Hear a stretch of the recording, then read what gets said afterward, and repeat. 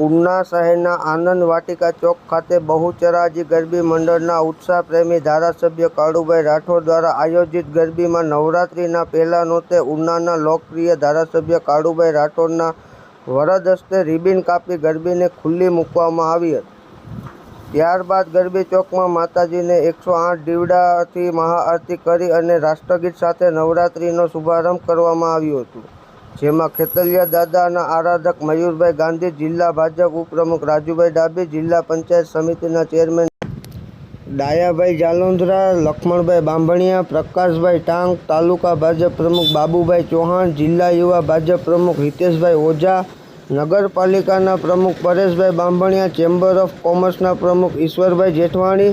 શહેર ભાજપ પ્રમુખ મિતેશભાઈ શાહ, યુવા ભાજપ પ્રમુખ સંજયભાઈ બાંભણિયા, હિરેનભાઈ સોલંકી તેમજ તાલુકા પંચાયત, જિલ્લા પંચાયત, નગરપાલિકાના ચૂંટાયેલા સદસ્યશ્રીઓ, યુવા મોરચો, મહિલા મોરચો સંગઠનના હોદ્દેદારો અને ખેલૈયા ભાઈઓ બહેનો વિશાળ સંખ્યામાં ઉપસ્થિત રહ્યા હતા।